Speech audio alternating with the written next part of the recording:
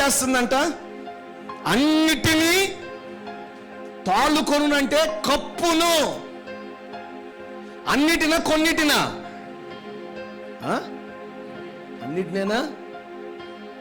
ప్రేమను నువ్వు భుజానికి ఎత్తుకో. ఆ ప్రేమ ఏం చేస్తుందో తెలుసా? 15 విషయాలు రాశాడు ఇందులో 13వ అధ్యాయంలో. ఆ ప్రేమ సమస్త విధములైన వాటన్నిటిని కప్పుతుంది, కానీ ఎదుటి వ్యక్తి దోషాలను విప్పదు. తోటి వ్యక్తిని ప్రేమించవలసిన నీవు, తోటి వ్యక్తిని ప్రేమించవలసిన నీవు, తోటి వ్యక్తి యొక్క పాపములు కప్పవలసిన నీవు, ఇదిగో విప్పటం ఎప్పుడైతే మొదలు పెట్టావో నాశనం నీ ఇంటికి మొదలయ్యింది. బైబిల్ చెప్తుంది, నేను కాదు చెప్తున్న మాట. నా దేవుని దగ్గర నేను అంగలార్చాను. ప్రజలు సమస్యల నుంచి విడుదల పోవాలయ్యా, విడుదల కలగాలయ్యా, వీరు బాగుపడాలి, వీరు మేలు పొందుకోవాలి, వీరు దీవెనకరంగా ఉండాలి. అయితే ఈరోజు ఈ వర్తమానం వారితో చెప్పమన్నాడు ఆయన.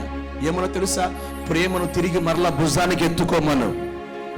హల్లెలూయా, హల్లెలూయా. ప్రేమను తిరిగి మరలా భుజానికి ఎత్తుకోమను.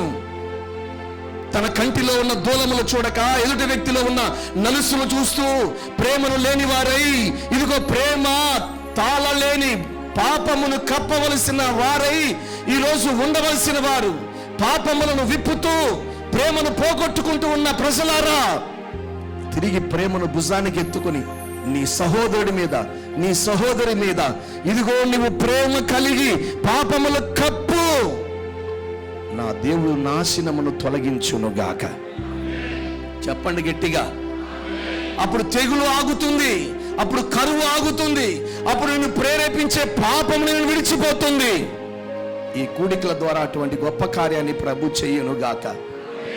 అన్నిటినీ తాళుతుంది, అన్నిటినీ నమ్ముతుంది, అన్నిటిని నిరీక్షిస్తుంది, అన్నిటినీ ఓర్చుకుంటుంది.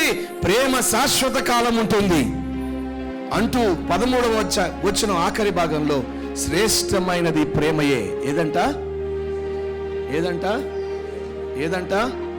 ప్రేమ. హల్లెలూయా. ఈరోజు ఈ మాటలు ఉంటున్న మన జీవితంలో శ్రేష్టమైన ఆయన ప్రేమను తిరిగి భుజాలకు ఎత్తుకుంటే ఈరోజు మనం అనుభవిస్తున్నవన్నీ మన నుండి దూరమగునుగాక. హల్లెలూయా.